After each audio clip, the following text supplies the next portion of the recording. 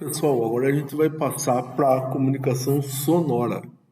A gente já viu comunicação por imagem, falou muito da cor na comunicação, mas chegou a hora da gente falar comunicação sonora. Talvez seja um dos principais tipos de comunicação, aonde entra a conversa, aonde entra a música, entra muita coisa legal aqui. Vamos lá, pessoal.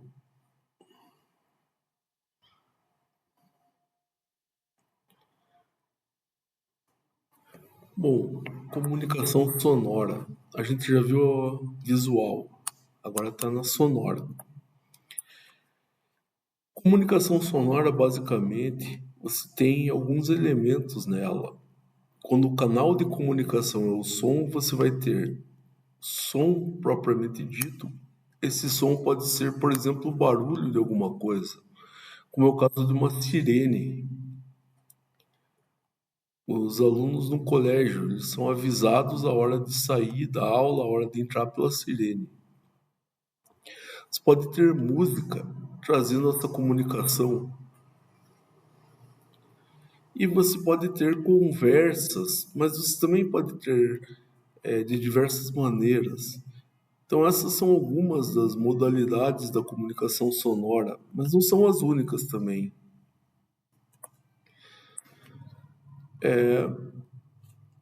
De todos os canais de comunicação, eu acredito que seja um dos mais complexos, que seja a comunicação sonora. Esse é um ponto de vista meu, pessoal, mas a base, o fundamento de eu acreditar nisso é o fato que tem muito detalhe dentro de uma conversa, tem muito detalhe quando você escuta um barulho ou quando você escuta uma música. Muito mais do que na comunicação visual. Eu coloquei alguns exemplos aqui, vou mostrar para vocês. Primeiro da campainha. Se você está numa casa, bate a campainha da casa, você intuitivamente sabe que tem alguém que quer falar com alguém da casa. Se você está lá, toca um telefone, você sabe que talvez seja alguém querendo falar com você. Então, exemplos de sons avisando você de alguma coisa. Quando a pessoa fala com outra pessoa, dependendo da entonação da voz, dependendo do jeito que ela fala, pode ser entendido de diversas maneiras isso. E aí vem essa complexidade. Não é só ouvir, mas é conseguir interpretar o que está ouvindo, não apenas pelas palavras que escutam, mas como um conjunto total entre palavras, entre a entonação da voz, entre a situação, tá? E ainda existem algumas figuras de linguagens aí para ser consideradas. Nada proíbe alguém falar alguma coisa em sentido figurado. E aí nem sempre o que a pessoa fala vai ser o que você entende na primeira vez. Você tem que ter uma certa malícia para entender muitas vezes. Essa parte de sentido figurado, sem dúvida, pode aparecer também em mensagens escritas, tá? No fundo é a mesma figura de linguagem que aparece lá. A gente vai falar um pouquinho dessas figuras de linguagem para frente. Agora eu dou uma dica. Se você entra numa empresa, evite o uso de gíria. Não é legal, pessoal. Você está numa empresa para trabalhar e aí você começa a usar gíria, você vai ser visto como alguém não tão sério. Teu marketing pessoal vai cair, tá? O que você usa numa empresa, no geral, é comunicação técnica. Então você fala o que tem que falar, de maneira que seja entendido, mas dentro de um contexto técnico. Não use gíria. Na verdade, gíria é uma coisa que você não deve usar em lugar nenhum. Fica feio.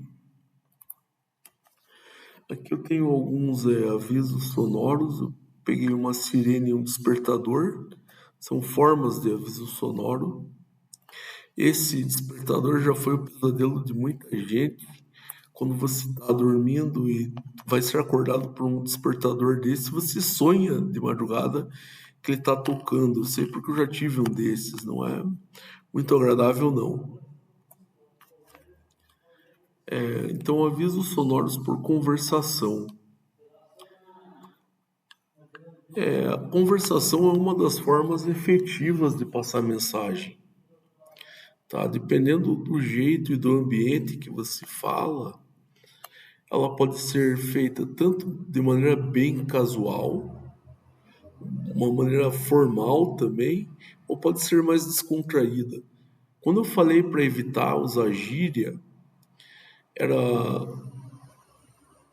a ideia não era falar para você não falar de maneira descontraída. Você pode, sem dúvida, falar até numa empresa de maneira descontraída, por que não? O que deve ser evitado é o uso de gíria. O marketing já pensa um pouco diferente disso.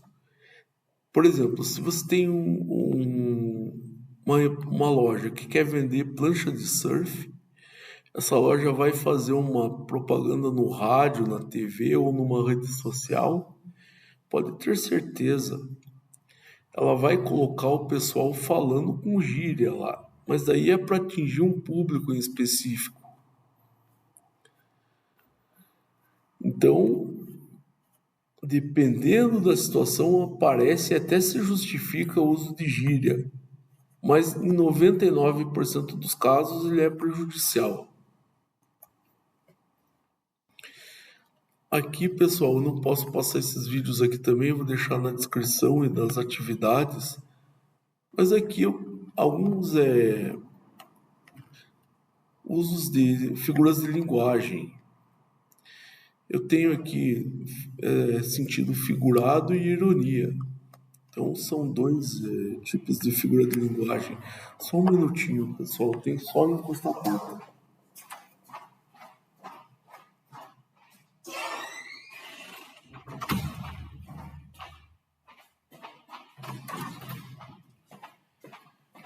Pessoal, voltei.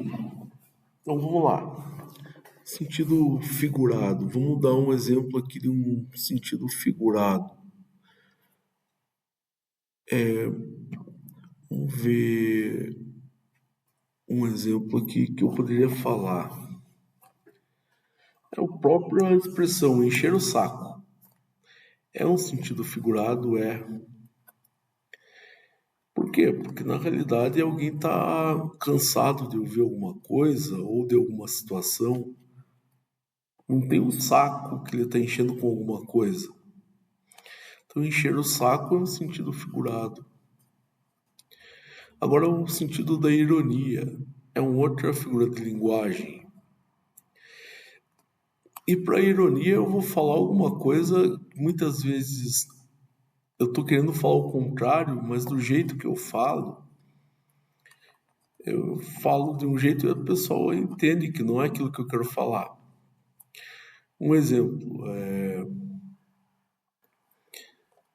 eu posso ver uma pessoa que está literalmente cansada de alguma coisa, ela está exausta. Imagine que eu vejo uma pessoa numa piscina que ela nadou e não aguenta mais nadar. Eu vejo que ela mal respira direito. Eu falo para ela, tudo bem? E aí, tá com toda a energia do mundo, não é? Quando eu falo com toda a energia do mundo, eu estou usando ironia. E de certa forma eu também estou usando sentido figurado, porque toda a energia do mundo seria um sentido figurado. Eu vou colocar na descrição dos vídeos alguns vídeos que eu não posso passar aqui, mas que isso daí vai ficar um pouco mais claro. Pessoal, aqui eu tenho alguns vídeos, esses eu vou passar para vocês, mas eu queria dar um recado aqui. Quando você fala em sentido figurado, dependendo da pessoa, ela não entende. Pessoa que tem autismo mesmo. Quando a pessoa tem autismo, dependendo do grau do autismo que a pessoa tenha,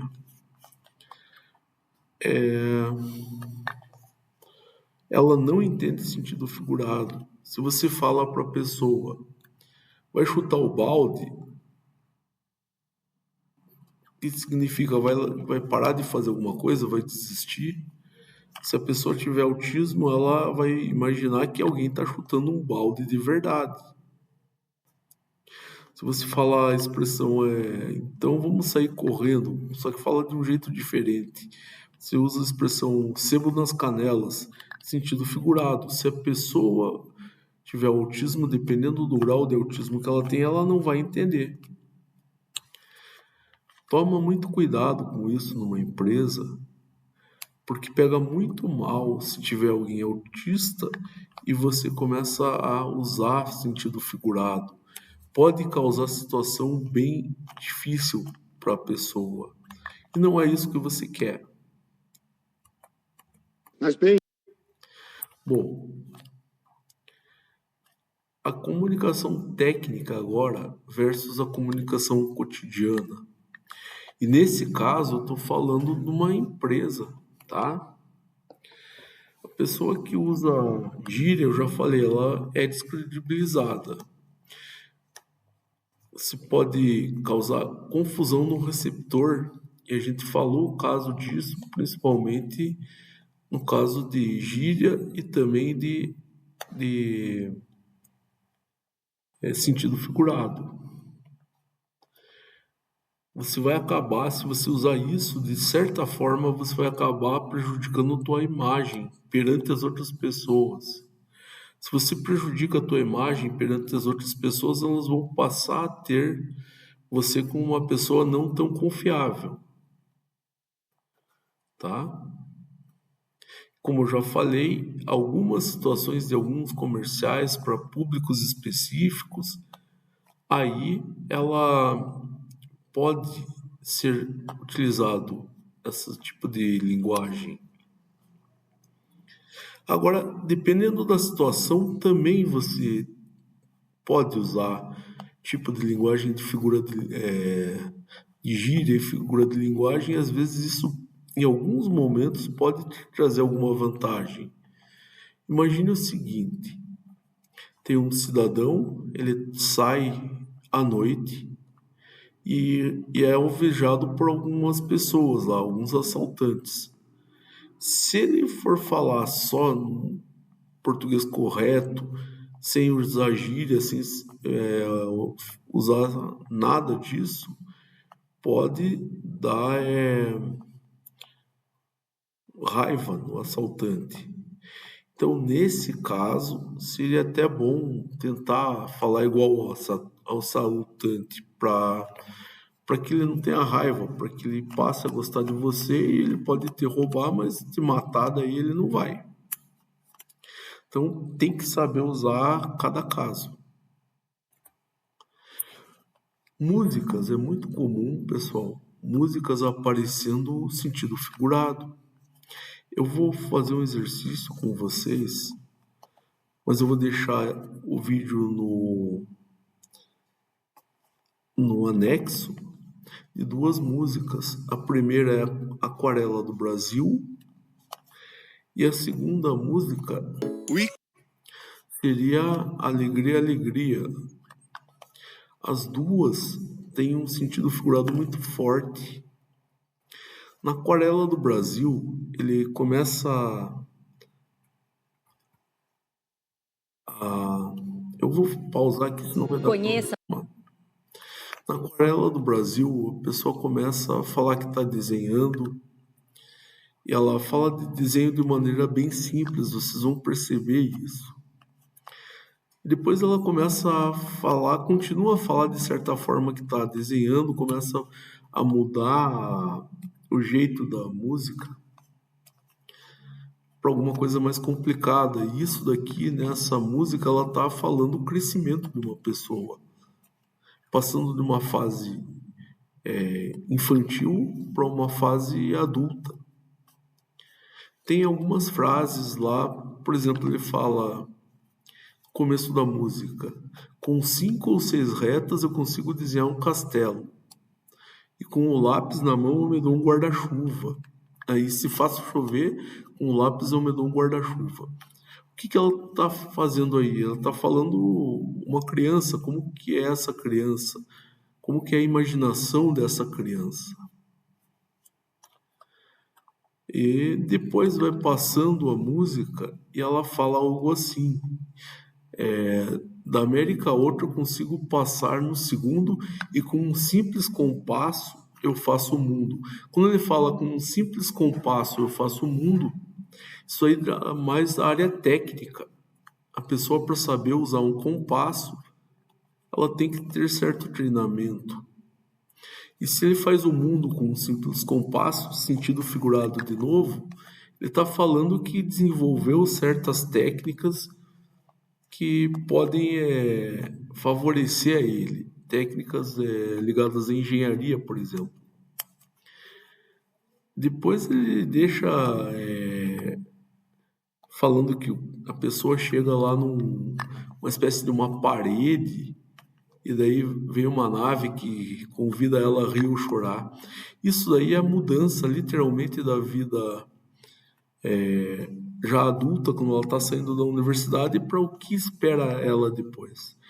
Um bom exemplo de sentido figurado é essa música. Vale muito a pena analisar essa música. Bom, vamos lá. A outra música que eu sugiro aqui é análise da música Alegria, Alegria. Eu não tenho certeza, mas acredito que seja do Caetano Veloso essa música. E olha como que funciona a música. Na sala eu coloquei o pessoal para ouvir a música, para as duas, na verdade. Começou com Aquarela do Brasil, mostrei e foi uma aula linda essa daí. Teve gente que se emocionou de verdade, quase chorou quando começou a entender o sentido do que ele quis falar. E é esse tipo de emoção que a música conseguiu causar neles. Já essa música Alegria, Alegria é uma música que fala. Às vezes se pensa que é sentido figurado, mas não é. O começo ele começa assim: caminhando contra o vento, sem lenço e sem documento. Tudo bem, aí ainda é sentido figurado. Um sol de quase dezembro, acho que ele fala, ou quase setembro. Você pode imaginar que ele está passeando no sol. Só que ele começa a mostrar algumas frases. Por exemplo, o sol se separa em tiras no espaço a naves guerreiras. Você começa a se prestar bastante atenção a esse sol que ele fala aí. Não é que ele está caminhando no sol. Se você for ver no fato histórico, o sol era uma espécie de uma revista ou um jornal da época que falava contra a ditadura militar. Então, no fundo, o que ele quer falar é que está lendo um jornal. Esse é um exemplo lindo falando de... No começo ele começa aí com um sentido figurado, só que depois ele para de falar de sentido figurado e fala do sol mesmo, que é essa revista que tinha. E aí, pessoal, quando você começa a entender isso, você começa a entender realmente o que a música quis te transmitir. É algo lindo. Uma pena que eu não posso pôr essa música aqui e analisar dentro dessa aula, tá? Mas vale muito a pena assistir esses clipes e prestar atenção nessa análise. Bom, agora que a gente já falou numa das principais e mais complexos tipos de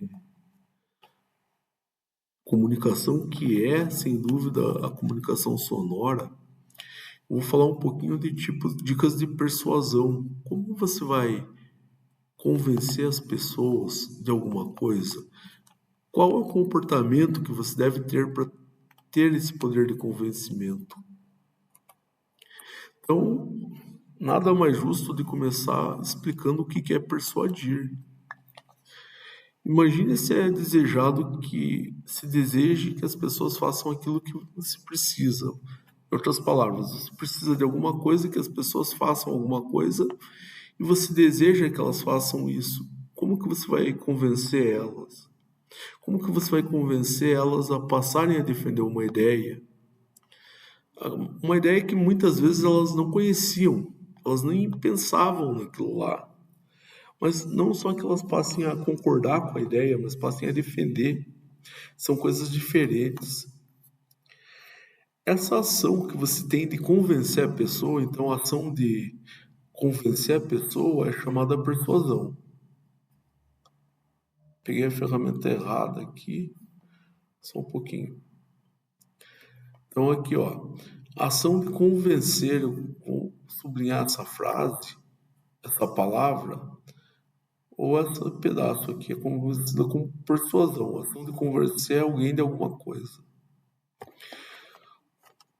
Para você conseguir esse resultado, vai depender de muito como você age, qual estratégia você usa. A história da humanidade às vezes é muito bonita, mas às vezes é horrível também. Existem muitas pessoas na história que fizeram a persuasão de maneira brilhante, mas nem sempre para o bem.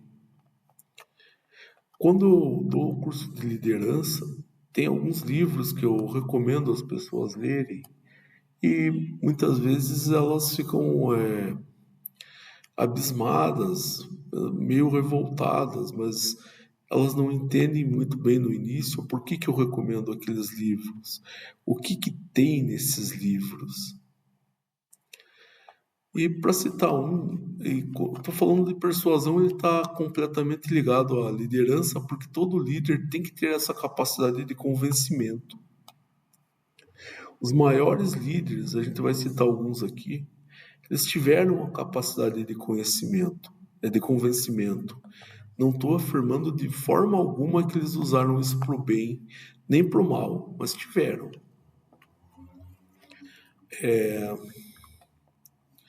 Um livro, se você quer aprender um pouco sobre persuasão, sobre liderança, você tem que desenvolver alguns conceitos, algumas capacidades que talvez você não tenha ainda. Eu indico um livro chamado O Holocausto, de Gerald Green. É um livro muito triste, é um livro muito pesado, mas nesse livro ele fala sobre empatia. O que é empatia? É o fato de você conseguir se colocar no lugar do outro, é o fato de você conseguir pegar e pensar como o outro pensa, se sentir como a outra pessoa se sente. Isso nem sempre é feito e é uma falha muito grande às vezes. Esse livro que eu citei, O Holocausto, ele fala basicamente a história de dois diários da época da Segunda Guerra. Eu não lembro mais o nome dos personagens, mas tinha um personagem que era na Alemanha, lá era um ariano, conforme eles falavam lá, os nazistas consideravam ele como uma pessoa extremamente pura por causa das características que ele apresentava.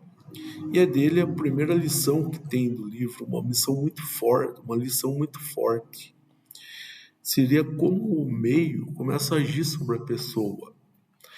Teve uma determinada parte do livro que ele vai mostrando que ele vai para um campo de concentração. E quando ele chega lá no campo de concentração, ele fica horrorizado. que começa a ver muita gente morrendo, criança sendo literalmente massacrada e coisas horríveis assim. E daí ele fala nesse diário dele o que ele estava sentindo ao ver aquilo. Ele pensa em ir embora, fugir da Alemanha, só que ele volta lá no segundo dia. No segundo dia do livro dele aparece ele falando que aquilo não estava afetando tanto ele. E vai passando os dias e ele vai fazendo essas declarações lá. E chega um dia que ele passa a ver aquilo lá como alguma coisa que não incomoda mais a ele. Então, o que isso tem a ver com persuasão? É o meio persuadindo ele, é o meio modificando ele e, de certa forma, convencendo ele que aquilo poderia ser considerado normal. Então, é uma das lições que todos devem aprender: cuidado com o meio que vocês vivem, até onde vocês vão permitir que o meio, com as mensagens muitas vezes diretas, outras vezes indiretas, muitas vezes com sentido figurado ou não, elas te enviam. Até onde você vai permitir que ele te mude a tua essência, mude aquilo que você é. É algo para você pegar e parar para pensar. A outra mensagem que tem nesse livro é do outro diário. É o diário de um judeu que começa a ser perseguido pelos nazistas. Ele vai para aquele gueto de Varsóvia, ele foge de lá e vai para a floresta e começa a lutar com os rebeldes. Por incrível que pareça, ele sentia um pouco de raiva do próprio povo que estava sendo massacrado por eles não fazerem nada. Ele mostra no livro que ele sentia raiva porque a pessoa via os alemães fazendo e acontecendo, massacrando elas, e não tinham coragem de pegar e se levantar contra os alemães.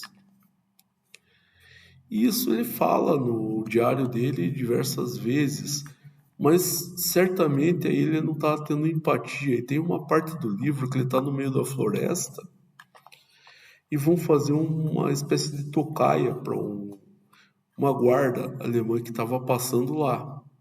Conseguem pegar e cai um alemão lá, um soldado alemão, e ele não consegue matar o cara. Ele tá com a pistola na cara do alemão, ele não consegue puxar o gatilho. E nesse momento ele fala no diário que começou a pensar em tudo aquilo que ele pensou das outras pessoas que não faziam nada para se defender. Então ele estava numa situação que era muito mais confortável, porque ele era puxar o gatilho, matar o alemão e não conseguiu. O alemão acabou fugindo, isso deu certo problema para a equipe dele inteira, e a partir daí ele começou a se colocar mais no lugar do próximo, ter mais empatia. E no fundo o líder tem que ter isso.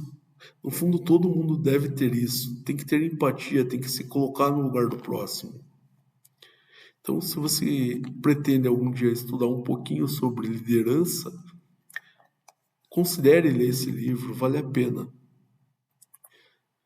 Pessoal, então aqui eu cito um dos resultados maravilhosos aqui de liderança, uma pessoa que conseguiu persuadir muita gente, que é o líder indiano Mahatma Gandhi. Ele tinha uma mensagem de paz que, conforme ele não precisava pegar numa arma ou lutar, ele podia fazer uma luta silenciosa, uma luta que dava resultado. Eu admiro muito ele, mas a realidade é que eu não concordo muito com ele. Eu acredito que tem situações que se deve se defender. Não se deve abaixar a cabeça em algumas situações. Mas enfim, ele é uma pessoa que conseguiu persuadir muito com o método que ele usou, ele conseguiu mudar muitas pessoas. para melhor. Então aqui eu vou pôr na descrição lá da aula para vocês assistirem esse vídeo dele. Vale bem a pena assistir esses vídeos que eu vou citar aqui, tá? Então tem dois vídeos do Mahatma Gandhi. Bom, agora fala de um resultado terrível. Vocês já devem conhecer esse sujeito, Adolf Hitler. Na verdade ele não era alemão, mas ele era uma pessoa que também conseguiu persuadir um país inteiro, convenceu que eles deviam lutar por uma causa totalmente errada, diga-se de passagem, mas convenceu. Ele foi responsável pela pior página da história, isso sem dúvida. Perseguiu muito o povo judeu e não teve dó de ninguém. Para entender um pouco melhor ele, eu já li um pouco sobre a vida dele para entender de onde vinha essa raiva. E tem certas partes da vida dele que você começa a entender o que a pessoa sente ou por que ela é tão cruel. Mas não justifica. Quando eu era pequeno, o pai dele morreu, a mãe dele casou com. A história é assim: casou com um cara que era judeu, que judiava muito dele, e surgiu toda uma raiva interior nele. Depois disso, existiu o final da Primeira Guerra. E o que aconteceu nessa Primeira Guerra? A Alemanha perdeu, foi humilhada, estava uma crise muito grande na Alemanha e estava muita gente sem nada mesmo. Estava horrível a situação. Naquele ambiente de não ter nada, de não ter esperança, esse sujeito aqui surgiu como se fosse uma espécie de salvador e conseguiu erguer a Alemanha inteira para lutar pelo que ele acreditava ser certo. Foi um grande líder, ele conseguiu persuadir muita gente e foi extremamente cruel. Eu tenho esses dois vídeos, esse vídeo que eu vou deixar para vocês e também esse discurso traduzido dele para você entender um pouquinho melhor a comunicação verbal dele. O que ele falava naquele discurso que fazia o pessoal levantar e lutar ao lado dele. Tá? Pessoal, eu gostaria de me estender mais nessa parte que passou dos vídeos lá, tanto do Mahatma Gandhi quanto do Hitler. Mas se eu colocar o vídeo aqui no meio da aula, dá problema. Por outro lado, eu vou deixar esses vídeos lá e vou pedir em atividade. Então vocês vão assistir esses vídeos, vão analisar bem como aquelas músicas. Vocês vão assistir, vão analisar e vão fazer as atividades. É evidente que as atividades à distância não tem como ser igual às atividades que foi feito aqui na sala. Aquela da música foi aquela atividade que a pessoa faz, fica emocionada e quase chora. Tem gente que derramou lágrima aqui. Foi bonito de ver. Já a atividade que a gente vai passar talvez não cause o mesmo efeito, mas vai ser uma atividade legal. Bom, a gente falou que é a persuasão. Então, uma das ferramentas para persuasão é a ferramenta verbal, a comunicação verbal. Agora vem a pergunta. Como que você vai exercer a influência, como que você vai conseguir persuadir uma pessoa? Para você conseguir essa influência, para você conseguir persuadir a pessoa, a primeira coisa que você tem que ter em mente é que não depende necessariamente de ter um cargo de maior autarquia, digamos assim. depende muito mais depende muito mais da capacidade de fazer com as pessoas que te sigam. E a gente vai mostrar alguns exemplos disso. Se você pensar o Mahatma Gandhi, ele não tinha um cargo de alta autarquia e conseguiu persuadir, conseguiu ser o líder, conseguiu convencer, tá? O Hitler, quando tentou dar um golpe de Estado a primeira vez, foi preso, escreveu um livro lá e muita gente seguiu o livro dele. No fundo, ele soube se comunicar. Então, a gente já falou aqui que o teu marketing pessoal vai depender do jeito que você se veste, do jeito que você fala. A gente já alertou aqui para evitar gírias, tá? Mas agora a gente vai falar como você faz para influenciar pessoas. Primeira coisa que você tem que entender é que não existe uma fórmula mágica, mas existem estratégias que podem levar você a conseguir influenciar as pessoas. E o melhor jeito de fazer isso, pessoal, pelo menos que eu vejo, é falar alguns exemplos da minha própria vida aqui. Alguns, quando é caso verídico, eu falo aqui. Esse foi um caso verídico da minha vida.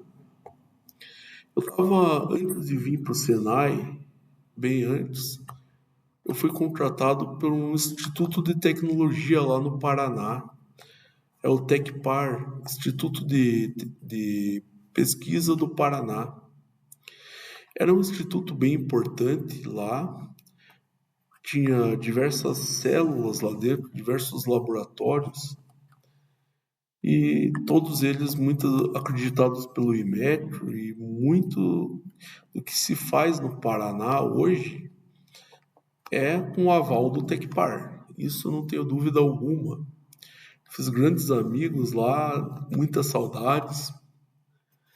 Mas como que eu consegui persuadir o pessoal? Como que eu consegui exercer alguma influência, sendo que eu não tinha um cargo alto? Bom, como que eu fiz? Como que eu enviei essa informação para persuadir o pessoal? Foi o seguinte: tinha 3 laboratórios de metrologia lá. Um deles era de massa, outro deles era de força e torque, e outro de pressão. Isso para a parte mecânica. Também tem os laboratórios de metrologia, a parte elétrica, que eu não vou citar aqui. Mas eles estavam querendo fazer lá um outro laboratório de pequenos volumes. E aí, como eu já tinha estagiado lá, eles pensaram em mandar uma mensagem para mim e deu certo. Para voltar lá, dessa vez não como estagiário, ofereceram um cargo remunerado, não era tão bom, mas o conhecimento lá foi muito bom. De bolsista, onde eu deveria pegar e desenvolver um laboratório. Um laboratório de pequenos volumes, metrologia para pequenos volumes. E eu observava tudo que tinha de bom e o que não era de tão bom assim lá, e tinha um gargalo que eu via a ideia de produção. Tudo bem, lá é um Instituto de Tecnologia, e a produção do Instituto de Tecnologia tem a ver com o desenvolvimento de conhecimento. O que que eu fiz? O que que eu observei lá? Tinha uma mesa. Do lado dessa mesa, ela ficava justamente no meio dos laboratórios dessa mesa. Tinha um lugar que tinha um cafezinho lá, algumas bolachas, e muita gente ia lá para conversar, coisa que não tinha nada a ver. E na verdade, embora isso eu não concordasse com isso, mas diga-se de passagem, algumas vezes eu já fui tomar café lá. Antes eu tomava, depois hoje eu evito porque me deu um problema no estômago tomar café. Bom, daí eu tive uma ideia. Uma vez eu estava conversando com o João e um amigo meu lá que era do outro laboratório, eu falei, ó, tô desenvolvendo isso no meu laboratório. Tô pensando em fazer desse jeito, desse, mas não tô muito certo disso. Não sei se é o melhor jeito. Daí esse João falou, lá no meu laboratório eu faço de outro jeito. Tinha um quadro atrás dessa mesa. Eu fui lá e comecei a desenhar minhas ideias no quadro, falar com o João desenhou as ideias dele. Foi fazer isso, dar esse exemplo, e o que aconteceu depois daquilo? Muitas das pessoas que iam lá para tomar café, contar piada, falar outras coisas que não tinham nada a ver, viram que é uma coisa legal e começaram a fazer o mesmo. O pessoal começava a ir lá para pegar e falar sobre o laboratório, como melhorar cada um o seu laboratório, perguntar o que estava dando certo, o que estava dando errado. Isso foi um modelo de persuasão. Eu não tinha um cargo alto, eu era só uma espécie de mini gerente daquele laboratório que eu estava desenvolvendo, onde eu era o gerente de mim mesmo, porque não tinha mais ninguém lá. Talvez o estagiário que ia lá às vezes dava alguma ajuda, mas tirando isso, não estou falando mal de estagiário de forma alguma, eu já fui um e me desenvolvi muito sendo estagiário, tá? Isso é a postura. Então, consegui convencer o pessoal pelo exemplo. É uma das formas de comunicação, nem sempre a comunicação precisa ser oral. Às vezes uma comunicação dessas, um exemplo dessas, leva a você persuadir as pessoas. Outro caso verídico, esse caso eu lembro com bastante carinho, e aí tem muito mais de observação mesmo. Mas enfim, aconteceu em 2010. Naquela época de 2010 eu tinha saído do Tecpar pelo fato que era um lugar excelente para trabalhar, mas o dinheiro não era muito bom não. Eu percebi, mas se eu saísse para dar aula de informática, ainda acabava ganhando mais do que lá. Eu saí, passei por alguns colégios, passei pela Microcamp, Microlins, CDI, dei algumas aulas naquela época de inglês, se bem que eu não tinha fluência de inglês ainda, mas dar aula de inglês me ajudou a ter essa fluência hoje. Mas enfim, 2010, bom, vamos voltar um pouquinho. Quando eu estava dando aula de informática, eu não estava muito satisfeito. Os meus alunos, por mais que eu tentasse, eles não iam tão para frente assim. O salário estava melhor do que eu ganhava lá no Tecpar, verdade, mas meus alunos não estavam tão contentes e isso me deixava um pouco revoltado. Você treinava um aluno teu em programação pesada por um ano e pouco, e quando ia, não estava conseguindo ter aquela vaga que ele merecia. Os que estavam se dando melhor lá é aqueles que eu estava treinando em hardware. Eles estavam montando assistência e até ainda estavam indo para frente, tá? Mas eu queria alguma coisa a mais, eu queria mais resultado para mim. Daí o que eu fiz o que todo mundo faz, comecei a mandar currículo. Lembro até como se fosse hoje, eu estava noivo naquela época da Ângela, estava mandando currículo para todo lado. A Ângela falou: ó, tem essa vaga aqui em Niquelândia. Você não vai mandar? Eu falei: mando, mas onde que é isso? Mandei. Fui chamado para fazer um teste de aula e, para falar bem a verdade, naquela época eu não estava muito bem. Eu tinha saído há muito tempo da engenharia. Não era uma coisa que estava na minha mente tão forte assim. E a pessoa que eu ia enfrentar, eu não vou falar o nome dele, mas é uma pessoa gente fina. Era bem melhor que eu, isso eu sei, em termos técnicos era um cara que estava na indústria, saiu da indústria. Então eu tinha que dar um jeito de tentar alguma coisa. Era uma vaga de técnico para ensinar técnico de metalurgia.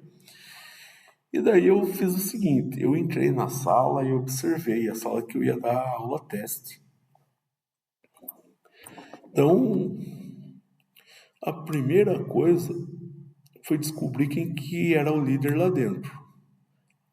Você entra num lugar, vai ter alguém que manda, vai ter alguém que decide. Eu tinha que achar um jeito de pegar e descobrir quem que estava no comando. O que que eu fiz? Eu falei, eu não tenho computador, não tinha notebook naquela época, e o tempo aqui para dar essa aula de teste é pouco. Será que vocês se importavam se eu escrevesse, fizesse um esquema no quadro antes da aula? Porque daí isso ia me ajudar. Os outros estão com um data show aqui, eu não estou. Pelo menos me iguala um pouco a eles. E eu fiz essa pergunta, mas eu podia muito bem chegar e colocar as coisas no quadro sem falar nada, mas tinha um propósito nessa pergunta, tinha um motivo. Eu olhei para a pessoa que me deu o aval para pegar e pôr essa questão no quadro. Quando a pessoa me deu o aval, eu já tinha uma resposta que eu queria. Eu já sabia, de uma maneira indireta, quem que estava escolhendo ali, quem que mandava ali. Então foi a primeira técnica que eu usei. Depois disso, o que que eu fiz? Eu não tinha todo aquele preparo, não tinha todo aquele conhecimento na época. Só que eu olhei para essa pessoa e falei, eu vou dar uma aula aqui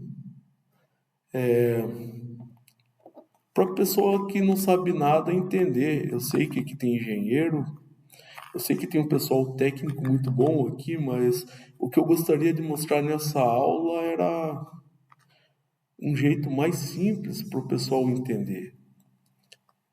A mesma pessoa que me deu o aval, ela falou, não, fica à vontade.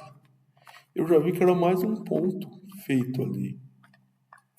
E eu dei a aula, eu fui falando aquilo que eu sabia, e no jeito que eu falei, o jeito que se fala vai falar muito sobre você. A tua confiança na hora de falar vai falar muito sobre você, porque a pessoa consegue perceber quem você é nessa hora. E foi assim que eu consegui a vaga. Então, foi um método de persuasão usando elementos de comunicação aqui. Guardem isso. Nem sempre você vai ser o melhor, mas a tua postura vai determinar até onde você vai. Bom, aqui eu estou descrevendo nessas slides o que eu fiz, tá?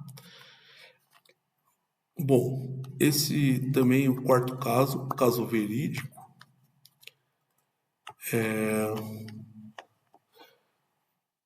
O que que acontece? Você pode vender um produto. Você pode vender o teu produto mostrando o que você tem. Se você não tem, você tem que valorizar o que você tem. A única coisa que eu sabia naquele caso era dar aula. E foi isso que eu fiz, tá? Dicas agora para você quando você for apresentar alguma coisa. Você não precisa falar alguma coisa muito avançada. Se você não tem o conhecimento na hora, depois você vai ter esse conhecimento. Mas o que você apresentar, você tem que saber, tá? E aqui tem um caso fictício. Esse caso nunca usei. A verdade é que não. É baseado em um fato fictício, mas você consegue ganhar empatia se você reproduzir isso daqui. A ideia é a seguinte: você está concorrendo para uma vaga de emprego. Existe uma lógica meio obscura, mas existe, que é o seguinte: se a pessoa fizer um favor para você, pequeno, ela vai se sentir na obrigação de fazer um favor grande sem você falar nada. Então, se você quer uma vaga, se você quer alguma coisa, quer fechar algum negócio, tenta fazer a pessoa falar um sim para você de alguma maneira. Imagine que tem um candidato, ele precisa de uma vaga, quer conseguir uma vaga, e ele vai pedir uma coisa boba que a pessoa inicialmente que vai decidir se ele vai passar ou não vai falar não para ele. Por exemplo, ele não tem o que pedir, fala, ó, eu poderia ir no banheiro, a pessoa jamais vai negar isso para você. Ela vai falar, claro que pode ir. Quando você fala isso, pelo simples fato dela falar que você pode ir, ela vai meio que se apegar em você e vai fazer um favor maior depois.